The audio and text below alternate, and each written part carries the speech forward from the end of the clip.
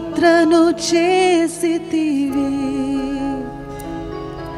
ఎన్నికలేని నాకు నీవు విలువను ఇచ్చితివి. మట్టినైన నన్ను నీవు పాత్రను చేసితివి, ఎన్నికలేని నాకు నీవు విలువను ఇచ్చితివి. నన్ను పిలచినవాడా, రూపించినవాడా, నా కుమ్మరి నీవే ప్రభువా. నన్ను కాయువాడా, సరిచేయువాడా, నా కాపరి నీవే ప్రభువా. మట్టినైన నన్ను నీవు పాత్రను చేసితివి, ఎన్నికలేని నాకు నీవు విలువను ఇచ్చితివి. ఆరాధన ఆరాధన నీకేన యేసయ్య, ఆరాధన ఆరాధన నీకే ప్రభువా. ఆరాధన ఆరాధన నీకేన యేసయ్య, ఆరాధన ఆరాధన నీకే ప్రభువా. నీవే నా దేవుడవు, నీవే నా ప్రభుడవు, నీవే నా రాజువు, నీవే నా కాపరి. ఆరాధన ఆరాధన నీకేన యేసయ్య, ఆరాధన ఆరాధన నీకే ప్రభువా. ఆరాధన ఆరాధన నీకేన యేసయ్య, ఆరాధన ఆరాధన నీకే ప్రభువా. మన ధ్యానము నిమిత్తము ఆదికాండము 1వ అధ్యాయము 28వ వచనం చదువుకుందాం. దేవుడు వారిని ఆశీర్వదించెను, ఎట్లనగా మీరు ఫలించి అభివృద్ధి నొంది విస్తరించి భూమిని నిండించి దానిని లోబరుచుకొనుడి. దేవునికి స్తోత్రం. హల్లెలూయా. ఆదిలో యెహోవా దేవుడు ఆదామవ్వలను సృజించి వారిని అందమైన శృంగారమైన చక్కని రంగురంగుల పుష్పాలతోనూ రకరకాల వృక్ష ఫలాలతోనూ నిండిన ఏదెను తోటలో ప్రభు వారిని ఉంచారు. ఆ ఏదెను తోట చాలా సుందరమైన తోట. ఆ తోట నిండా కూడా మరి చక్కని ఫలాలు ఇచ్చే వృక్షాలు ఉంటాయి, రంగురంగుల పుష్పాలు ఉంటాయి. దేవుడు వారికి సంతోషాన్ని, సమాధానాన్ని, క్షేమాన్ని, సమృద్ధిని ఆ తోటలో వారికి అనుగ్రహించి వారిని ఆదామవ్వలను తోటలో ఉంచారు. ఇంకను ఆ తోటను తడపడానికి ఒక నది ఏదెనులో నుండి బయలుదేరి ఆ తోటలో 3 చీలికలుగా చీలి ప్రవహిస్తూ ఆ తోటనంతటిని కూడా తడుపుతూ ఉంటుంది. మరి ఇటువంటి సుందరమైన తోటలో ఆదిలో యెహోవా దేవుడు ఆదామవ్వలను ఆశీర్వదించారు. అభివృద్ధి నొంది ఫలించి భూమిని నిండించి విస్తరించండి అన్నారు. ఈ విస్తరించుట అన్న మాట గురించి మనం ధ్యానిస్తాం ఈ ఉదయకాల సమయంలో. దేవునికి స్తోత్రం. హల్లెలూయా. మనము భూమిని నిండించి ఫలించి అభివృద్ధి చెంది విస్తరించాలి. ఏ ఏ విషయాల్లో మనం విస్తరించాలో దేవుని వాక్యములో నుండి మనం ధ్యానిద్దాం. 2వ కొరింథీ పత్రిక 8వ అధ్యాయము 2వ వచనాన్ని చదువుకుందాం. ఎలాగనగా వారు బహుశ్రమల వలన పరీక్షింపబడగా అత్యధికముగా సంతోషించిరి. మరియు వారు నిరుపేదలైనను వారి దాతృత్వము బహుగా విస్తరించెను. దేవునికి స్తోత్రం. హల్లెలూయా. వారు నిరుపేదలైనను వారి దాతృత్వము బహుగా విస్తరించెను. ఏం విస్తరించిందండి? దాతృత్వము. అందరూ చెప్పండి, దాతృత్వము. దేవునికి స్తోత్రం. హల్లెలూయా. వారి దాతృత్వము. మాసిదోనియా సంఘములో ఉన్న విశ్వాసులు వారు నిరుపేదలైనను వారి దాతృత్వము విస్తరించిందంట. మరి ఆ విధముగా మనము కూడా దాతృత్వములో విస్తరించాలి. దేవునికి స్తోత్రం. హల్లెలూయా. మరి దాతృత్వం అంటే ఇవ్వడం. లూకాసు వార్త 6వ అధ్యాయము 38వ వచనం చదువుకుందాం. క్షమించుడి అప్పుడు మీరు క్షమింపబడుదురు. ఇయ్యుడి అప్పుడు మీకు ఇయ్యబడును. అణచి కుదిలించి దిగజారునట్లు నిండు కొలతను మనుషులు మీ ఒడిలో కొలుతురు. దేవునికి స్తోత్రం. హల్లెలూయా. ఇయ్యుడి మీకు ఇయ్యబడును. చాలా మందికి ఇవ్వడం గురించి ప్రసంగాలు ఇష్టం అనిపించమనుకుంటాను. నాకు ఇవ్వడం గురించి ప్రసంగం చేయడం భయం. అందుకని చాలా కాలం నేను ఇవ్వడం గురించి ప్రసంగం చేయలేదు. ఒకసారి నేను బ్రాంచ్ చర్చ్కి వెళ్తున్నప్పుడు మన సీనియర్ పాస్టర్ గారు అన్నారు, అక్కడ సంఘస్థులకు ఇవ్వడం రాదు, అసలు వాళ్ళకి ఇవ్వడం గురించి ప్రసంగం చేయి అన్నారు.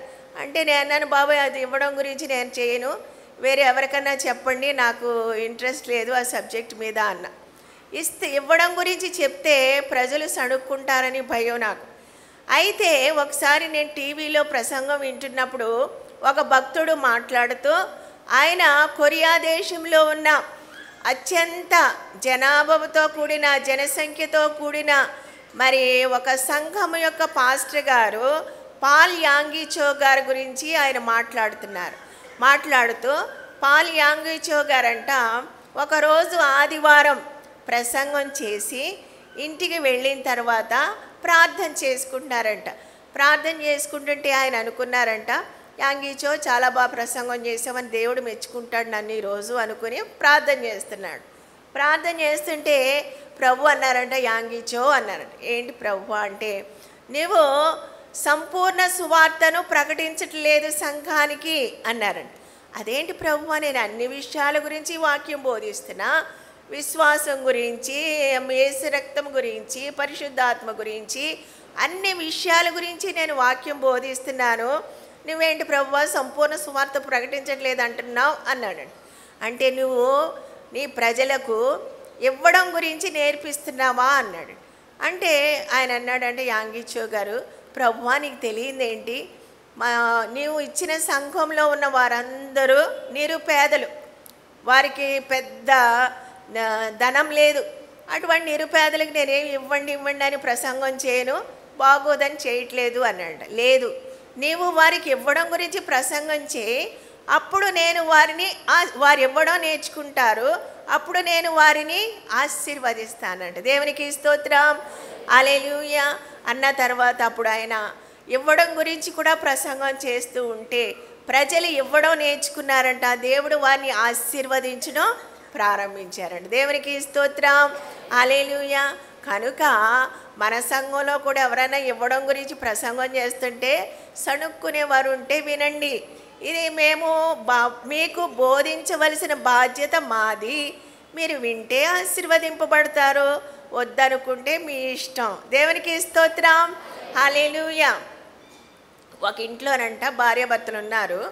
భార్యాభర్తలు ఉంటే భర్త ఖాళీగా కూర్చుని ఉన్నాడంట, భార్య ఏదో పని చేసుకుంటుంది.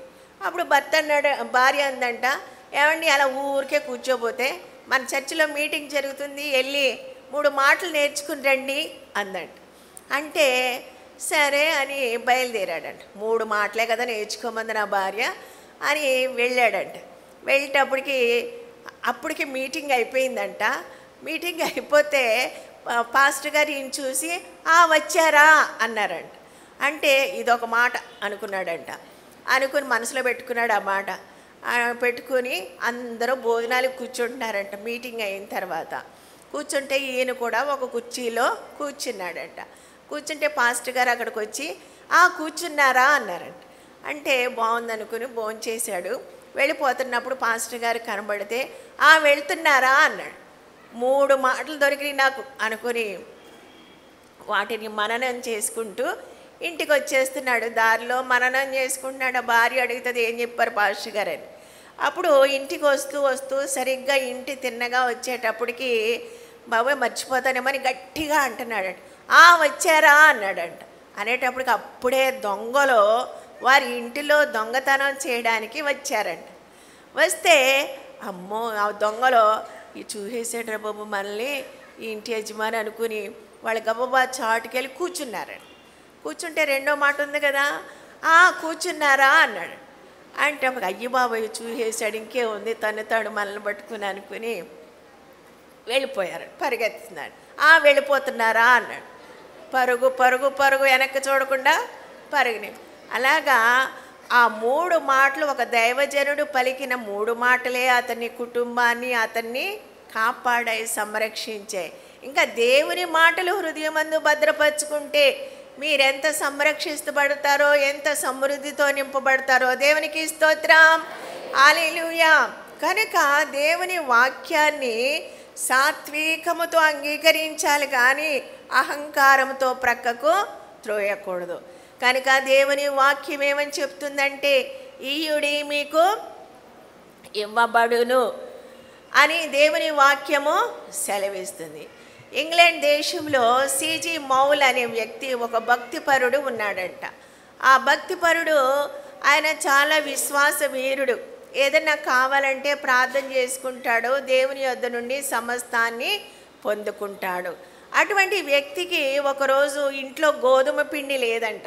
చూడండి, మనకైతే ఇంట్లో బియ్యం లేకపోతే ఎంత కష్టమో, వాళ్ళకి ఇంగ్లాండ్ దేశంలో గోధుమ పిండి లేకపోతే అంత కష్టం.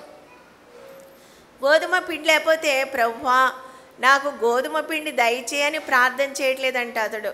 ప్రభువా నా ఇంట్లో గోధుమ పిండే లేకుండా పోయింది, ఎందువల్ల ప్రభువా అని ప్రార్థన చేస్తున్నాడంట. చేస్తుంటే ప్రభు అన్నారంట, నీ ఇంట్లో ఉన్నది నీవు ఎవరికి ఇవ్వకుండా ఉంచేసుకున్నావు. నీ ఇంట్లో ఉన్నది ఒకటి, అది ఎవరికి ఇవ్వకుండా దాచేసుకున్నావు, అందుకే నీ ఇంట్లో గోధుమ పిండి లేదన్నాడు. అంటే ఆయన సిజి మౌల్ గారు ఆయన భార్య ఇల్లంతా వెతకడం మొదలుపెట్టారంటే, ఇంట్లో ఏం దాచేసుకున్నాం మనం ఇవ్వకుండా అని ఇల్లంతా వెతుకుతూ ఉంటే చివరికి వంటగదిలో సమకూర్చబడిన వెన్న ముద్ద ఉందంట.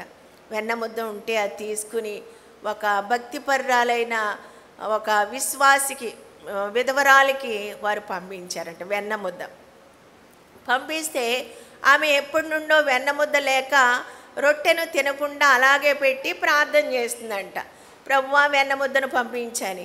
కనుక ఆ వెన్న ముద్ద వారి ఇంటికి వెళ్ళినప్పుడు ఆ సహోదరి ఆ వెన్నను రొట్టెకి రాసుకుంటూ, ప్రభువా నీవు నాకు వెన్నను పంపించావు, ఈ వెన్నను పంపించిన ఆ దైవజనుడికి ఏ అవసరం ఉందో నీవు తీర్చండి అని ప్రార్థన చేసుకుంటూ దేవుని స్తుతించి ఆ సహోదరి ఆ వెన్నను రాసుకుంటూ రొట్టెని తిన్నదంట. ఆశ్చర్యంగా ఈ వెన్నను పంపించిన ఆ వ్యక్తి ఇంట్లో గోధుమ పిండి లేదు కదా, ఆ రోజే 2 బస్తాల గోధుమ పిండి దేవుడు దయచేశాడంట. దేవునికి స్తోత్రం. నమ్మిన వారందరూ చప్పలు కొడుతూ దేవుని నామాన్ని మహింపరుద్దాం. కనుక మనం ఇవ్వడం నేర్చుకున్నప్పుడు దేవుడు మనకు ఇస్తాడు. నేను 3 నెలల దశంభాగం ఇవ్వలేదు అంటే కావాలని నొక్కిపెట్టలేదు, కానీ నాకు అంతాను నా అకౌంటెంట్ చూస్తాడు జార్జ్, అతని దగ్గరే ఉంటుంది నా పాస్బుక్, నా చెక్ బుక్ అన్నీ అతని దగ్గరే ఉంటాయి. అతను జ్ఞాపకం చేయడం మర్చిపోయాడు, నాకు జ్ఞాపకం లేదు. 3 నెలల దశంభాగం ఇవ్వలేదు. ఇవ్వకపోతే నాకు బ్యాంకులో నిల్ బ్యాలెన్స్ రావడమో మొదలుపెట్టింది, డబ్బు తరిగిపోయింది. చూసారా, మనం ఇస్తే దేవుడు ఇస్తాడు. దేవుని తర్వాత ఇచ్చేసాడులేండి. దేవునికి స్తోత్రం, హల్లెలూయా. నా బ్యాంకులో బాగా పుష్కలంగానే డబ్బులు ఉంటాయి నాకు. అలాంటిది 3 నెలలు నేను దశంభాగం ఇవ్వకపోయేటప్పటికి నాకు అప్పులు కూడా స్టార్ట్ అయ్యాయి. కనుక నేను తర్వాత చూసుకున్నాను, బాబాయ్ ఏంటి ఇలాగ అయ్యిందని అనుకుని ఇచ్చేశాను. మరి ఇవ్వడం వల్ల దేవుడు మనల్ని ఆశీర్వదిస్తాడు. దేవునికి స్తోత్రం, హల్లెలూయా. కనుక ఈయుడి మీకు ఇయ్యబడును.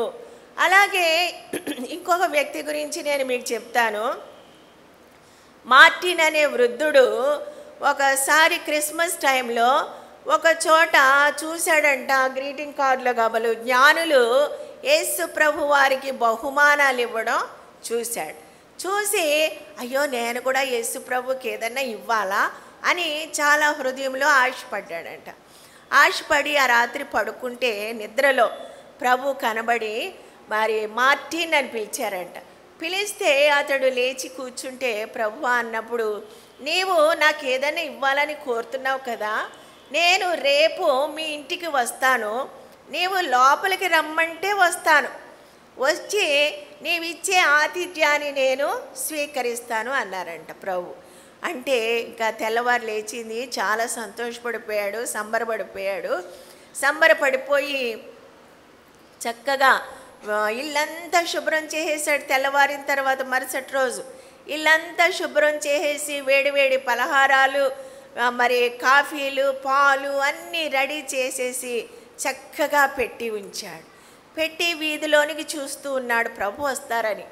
వీధిలోనికి చూస్తూ ఉంటే వీధి అంతా కూడా చాలా నిర్మానుష్యంగా ఉంది. వీధి చివర దట్టమైన మంచులో ఒక వృద్ధుడు చలిలో వణుకుతూ కనిపించాడంట. కనిపిస్తే అతనిని చూడగానే ఈ మార్టిన్కి జాలి వేసింది. పాప వృద్ధుడు ఇంత చలిలో వణికిపోతున్నాడు, బట్టలు కూడా లేవు అని ఆ వృద్ధుడిని ఇంటిలోనికి పిలిచాడంట. పిలిచి ఆ వృద్ధునికి వస్త్రాలు ఇచ్చి మరి వేడివేడి పలహారాలు పెట్టి అతనికి వేడివేడి కాఫీ ఇచ్చి సేద తీరమని చెప్పాడంట. చెప్తే అప్పుడు ఆ వృద్ధుడు అతని ఆతిథ్యం అంతా స్వీకరించి మరి కృతజ్ఞతలు తెలియజేసి అతడు వెళ్ళిపోయాడు. వెళ్ళిపోయిన తర్వాత మరలా అతడు కిటికీలో నుండి చూస్తుండగా మార్టిను ఒక స్త్రీ బాగా మురికి వస్త్రాలతోనూ చిరిగిపోయిన వస్త్రాలతోనూ ఉండి ఆమె ఒక చంటి బిడ్డను చంకన పెట్టుకొని ఆ వీధిలో వస్తుందంట. వస్తుంటే గబగబా అతనికి ఆ స్త్రీని చూచినప్పుడు కూడా చాలా జాలి కలిగింది.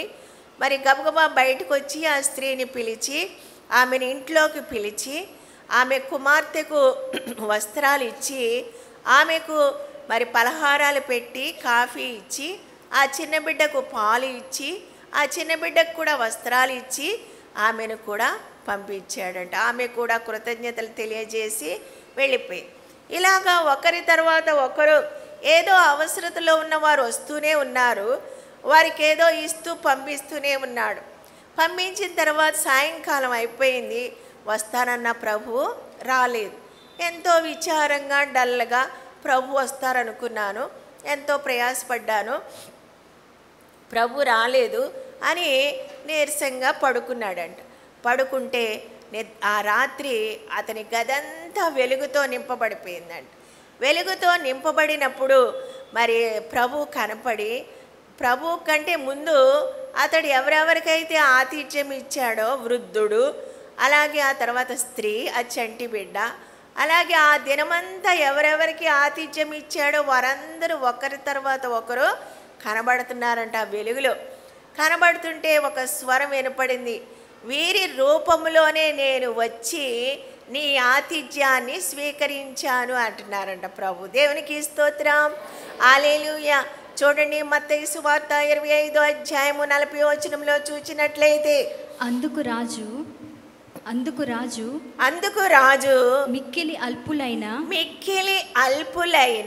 ఈ నా సహోదరులలో ఒకరికి మీరు చేసితిరి గనుక నాకును చేసితిరని నిశ్చయముగా మీతో చెప్పుచున్నా. దేవునికి స్తోత్రం, హల్లెలూయా. మిక్కిలి అల్పులైన పేదవారికి, దిక్కులేని వారికి, వస్త్రాలు లేని వారికి, ఆహారం లేని వారికి, చెరసాలలో ఉన్న వారికి, కష్టాల్లో ఉన్న వారికి మనము ఇచ్చినప్పుడు అది దేవునికి ఇచ్చిన దానితో సమానము. దేవునికి స్తోత్రం, హల్లెలూయా. ప్రభు అంటారంట, నీవు నాకు చేసేది అంటే ప్రభువా, నేను నీకెప్పుడు ఆహారం పెట్టాను, నేను నీకెప్పుడు దాహానికి నీళ్ళు ఇచ్చాను, నేను నీకెప్పుడు వస్త్రాలు ఇచ్చాను మనం అనవచ్చు. అయితే ప్రభు అంటున్నారు, మిక్కిలి అల్పులైనవి ఒకరికి చేసితిరి కనుక నాకును మీరు చేసితిరని. దేవునికి స్తోత్రం, హల్లెలూయా. చూడండి, కీర్తనలు 41వ కీర్తన 1వ వచనం. బీదలను కటాక్షించువాడు బీదలను కటాక్షించువాడు ధన్యుడు. ఆపత్కాలమందు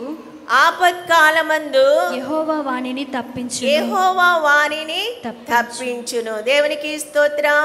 హల్లెలూయా. బీదలను కటాక్షించువాడు ధన్యుడు. నాకు బ్రెయిన్ ట్యూమర్ ఆపరేషన్ అయినప్పుడు మరి నేను మంచం మీద ఉంటే మా బంధువు ఒక అబ్బాయి వచ్చి అలాగే అన్నాడు, మీరు బీదల్ని కటాక్షిస్తారు కదా, అందుకే దేవుడు మిమ్మల్ని త్వరగా కోలుకునేలాగా చేస్తున్నారా ఆంటీ అని. దేవునికి స్తోత్రం. హల్లెలూయా. నేను కొంతకాలం క్రితం కారు దిగిన తర్వాత ఆ కారు డోర్ ఇలా తీసాను, కానీ కారు సీట్లోనే కూర్చుని ఉన్నాను. ఒక చెయ్యేమో ఆ కిటికీ మీద పెట్టాను, కారు కిటికీ మీద పెట్టాను. ఒక చెయ్యి అనుకోకుండా కారు కిటికీ అద్దం ఎత్తే బటన్ మీదకి వెళ్ళిపోతే అనుకోకుండా జరిగింది. ఈ బటన్ నొక్కుతూ ఉన్నాను, అద్దం పైకి లేస్తుంది, చెయ్యి నొక్కుపోతుంది. నేను ఎదురుగున్న డ్రైవర్తో మాట్లాడుతుంటే నా ప్రక్కన మేము పెంచుకుంటున్న ఎమండా అన్న అమ్మాయి ఉంటే నా చెయ్యి ఇలా పడుతుంది కాబోలు, అద్దం పైకి లేస్తుంది, నా చెయ్యేమో కిటికీకి అద్దానికి మధ్యన నొక్కుకుపోతుంది. కేకలేస్తున్నాను, నాకు అర్థం అవట్లేదు ఏం జరుగుతుందో. కేకలేస్తుంటే నా పక్కన మేము పెంచుకుంటున్న ఎమండా అన్న అమ్మాయి నా కేకలు విని ఆ పిల్ల గట్టి కేకేసి ఆమె వేసిన కేక్కి నా చెయ్యి ఆ బటన్ మీద నుండి తీసేసేటప్పటికి అద్దము ఆగిపోయింది. దేవునికి స్తోత్రం. హల్లెలూయా. నేను అనుకున్నాను, ఓహో ఇదన్నమాట బీదలను కటాక్షించి వాడు ధన్యుడు, యెహోవాని తప్పించును అంటే కీడు నుండి దేవుడు నన్ను తప్పించాడు అనుకున్నాను. దేవునికి స్తోత్రం. హల్లెలూయా. కనుక దేవుని వాక్యము ఎప్పటికీ నిరర్ధకము కాదు.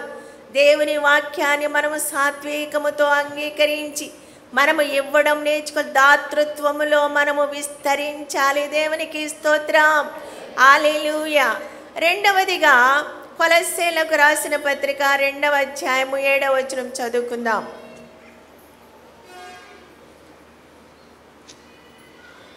కావున మీరు ప్రభువైన క్రీస్తు యేసును అంగీకరించిన విధముగా ఆయన యందు వేరుపారిన వారై ఇంటి వలె కట్టబడుచు, మీరు నేర్చుకొనిన ప్రకారముగా విశ్వాసమందు స్థిరపడుచు, కృతజ్ఞతాస్తుతులు చెల్లించుటయందు విస్తరించుచు ఆయన యందుండి నడుచుకొనుడి. దేవునికి స్తోత్రం.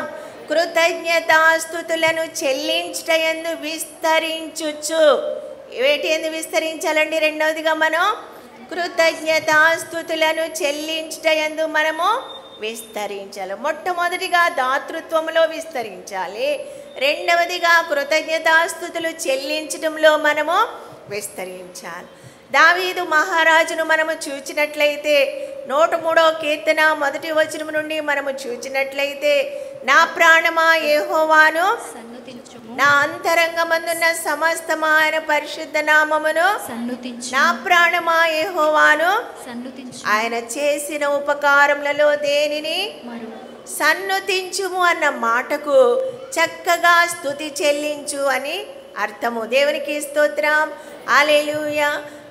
దావీదు మహారాజు ఆయనకున్న ధనాన్ని బట్టి, ఆయనకున్న రాజ్యాన్ని బట్టి, ఆయనకున్న గుర్రాలను బట్టి, ఆయనకున్న రథాలను బట్టి, అతనుకున్న రాజ్యాన్ని బట్టి అతడు గర్వించలేదు. కానీ నా ప్రాణమా యెహోవాను సన్నుతించు అంటే చక్కగా స్తుతి చేయి అని అంటున్నాడు. గొర్రెల కాపరిగా ఉన్న దావీదును దేవుడు మహారాజుగా హెచ్చిస్తే అతడు మర్చిపోలేదు, కానీ దేవునికి కృతజ్ఞతాస్తుతులు చెల్లిస్తున్నాడు. అతడు కృతజ్ఞతాస్తుతులు చెల్లించడంలో విస్తరించుతున్నాడు. దేవునికి స్తోత్రం. హల్లెలూయా. అలాగే మన జీవితంలో మనము దేవునికి కృతజ్ఞతాస్తుతులు చెల్లించడంలో విస్తరించాలి. ప్రతి విషయంలోనూ దేవునికి కృతజ్ఞతాస్తుతులు చెల్లించాలి. వర్షం వస్తుంది అని మనము విసుక్కోకూడదు. వర్షాకాలంలో వర్షం రావాలా, ప్రభువా నీవు ఇచ్చిన వర్షం కొరకే స్తోత్రం అనాలి. అంతేగాని వర్షం వస్తుంది, బాగా చల్లగా ఉంది, భలేగుందని ఇంట్లో ముసుగేసి పడుకోకూడదు. ప్రభువా వర్షం వస్తుంది మీకు స్తోత్రం, గొడుగిచ్చావు మీకు స్తోత్రం అని గొడుగేసుకుని చర్చికి వచ్చి దేవుని స్తుతించాలి, ఆరాధించాలి. దేవునికి స్తోత్రం. హల్లెలూయా. కనుక మనము కృతజ్ఞతాస్తుతులు చెల్లించడంలో మనము విస్తరించాలి. అన్ని విషయాల్లో మనము దేవునికి కృతజ్ఞతాస్తుతులు చెల్లించాలి. వేసవికాలం ఎండ అవసరం, వర్షాకాలం వర్షాలు అవసరం. అన్ని విషయాల్లో మనము దేవునికి కృతజ్ఞతాస్తుతులు చెల్లించాలి. ద్వితీయోపదేశకాండం 8వ అధ్యాయము 10వ వచనంలో మనము చూసినట్లయితే అక్కడ ఉంది, మీరు తిని తృప్తి పొందిన తరువాత మీ దేవుడైన యెహోవా, నీ దేవుడైన యెహోవా నీకిచ్చిన మంచి దేశమును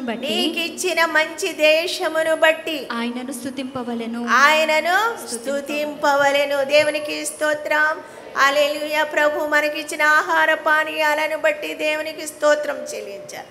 అంతేగాని కష్టపడ్డాను, సంపాదించుకుంటున్నాను, తింటున్నాను, త్రాగుతున్నాను అనుకోవద్దు. నీకు దేవుడు ఆకలిని ఇవ్వకపోతే నువ్వు ఆహారము తినలేవు. నీకు దేవుడు అరుగుదలని ఇవ్వకపోతే ఆహారం తినలేవు. దేవుడు నీకు ఆరోగ్యాన్ని ఇవ్వకపోతే ఆహారాన్ని తినలేవు.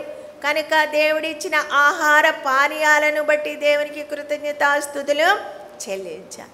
ప్రభు ఇచ్చిన మంచి దేశాన్ని బట్టి మనము ప్రభుని ఈ విధముగా స్వాతంత్ర్యముగా స్వేచ్ఛగా ప్రభుని ఆరాధిస్తున్నందుకు దేవునికి కృతజ్ఞతాస్తుతులు చెల్లించాలి. దేవునికి స్తోత్రం. హల్లెలూయా. అలాగే మనము ప్రభు ఇచ్చిన స్వస్థతను బట్టి, ఆరోగ్యాన్ని బట్టి, ఆయుష్ను బట్టి, కుటుంబాన్ని బట్టి, ప్రభు నీకు ఇచ్చిన భర్తను బట్టి, మీకు ప్రభు ఇచ్చిన భర్తను బట్టి దేవుని కృతజ్ఞతాస్తుతులు చెల్లిస్తున్నారా? అయితే ఏ భర్త అండి అని తిడుతున్నారా? ప్రభుకి అన్ని విషయాల్లో దేవునికి కృతజ్ఞతాస్తుతులు చెల్లించాలి. 1 తెస్సలోనికైలకు రాసిన పత్రిక 5వ అధ్యాయము 16వ వచనంలో చూస్తే, ప్రతి విషయమునందును కృతజ్ఞతాస్తుతులు చెల్లించుడి, ఇలాగు చేయుట యేసుక్రీస్తునందు మీ విషయమై దేవుని చిత్తం. దేవుడు మీకు ఇచ్చిన భార్యలను బట్టి దేవుని స్తుతించాలి. దేవుడు మనకు అనుగ్రహించిన బిడ్డలను బట్టి దేవుని స్తుతించాలి. ప్రభు ఇచ్చిన కుటుంబాన్ని బట్టి, ప్రభు ఇచ్చిన గృహాన్ని బట్టి, ప్రభు ఇచ్చిన జీవితాన్ని బట్టి, ప్రభు ఇచ్చిన చేతి పనిని బట్టి, ప్రభు ఇచ్చిన ఉద్యోగాన్ని బట్టి, ప్రతి దానిని బట్టి మనము దేవునికి కృతజ్ఞతాస్తుతులు చెల్లించాలి. మనము కృతజ్ఞతాస్తుతులు చెల్లిస్తే ప్రభు వెరీ గుడ్ వెళ్ళరండి అనరు. దానికి కూడా ఆయన మనకి తిరిగి బహుమానాన్ని ఇస్తారంట. చూడండి, కీర్తనలు 67వ కీర్తన 5వ వచనం చదువుకుందాం. దేవా ప్రజలు నిన్ను స్తుతించుదురుగాక, దేవా ప్రజలు నిన్ను స్తుతించుదురుగాక, ప్రజలందరూ నిన్ను స్తుతించుదురుగాక. అప్పుడు భూమి దాని ఫలములిచ్చును. దేవుడు మా దేవుడు మమ్మను ఆశీర్వదించును. దేవునికి స్తోత్రం. మన ప్రభు ఎంత గొప్ప దేవుడు అండి. పైసా ఖర్చు లేని కృతజ్ఞతాస్తుతులు మనము చెల్లించినా ఆయన మనల్ని దీవిస్తారంట. మనము కృతజ్ఞతాస్తుతులు చెల్లిస్తూ ఉంటే ప్రభువు మన పంటలను, మన భూమిని, మన చెట్లను ఆయన ఫలింపచేస్తాడంట. ఆయన ఆశీర్వదించి మనల్ని పరిశుద్ధుడు అయిన మా పరమ తండ్రి, మీ పరిశుద్ధ పాదములకు వందనాలు స్తోత్రాలు చెల్లిస్తున్నాం. యేసు ప్రభువా, ఇంతవరకు మీ వాక్యము ద్వారా మాతో మాట్లాడినందుకై మీకు స్తోత్రం. అనేక మంది ప్రజలు మీ వాక్యం విని చేతులెత్తి పైకి లేచినారు. వారి హస్తములు మీ బలమైన హస్తములతో పట్టుకొని వారి తీర్మానాన్ని స్థిరపరచవలసిందిగా కోరుచున్నాం. ఇక్కడ కూడి ఉన్న ప్రతి ఒక్కొక్కరిని నీవు దీవించి ఆశీర్వదించుమని యేసు నామమున అడుగుచున్నాను తండ్రి, ఆమేన్. మా ఆరాధన సమయములు ప్రతి ఆదివారం మొదటి ఆరాధన ఉదయం 6 గంటలకు, రెండవ ఆరాధన 8:30 గంటలకు. శక్తివంతమైన ఆరాధన మరియు అభిషక్తుల చేత అద్భుతమైన దేవుని వర్తమానములు విని మీరు ఆశీర్వదించబడగలరు. రండి, మాతో కలిసి ప్రభుని ఆరాధించండి. మన్నా జూబ్లీ చర్చ్, అమలాపురం. మా ఫోన్ నంబర్ 9006 800005 మరియు 9008400005. Our address, Manna Jubilee Church, Amalapuram. Our phone numbers 90006 80005. Also 90008 40005.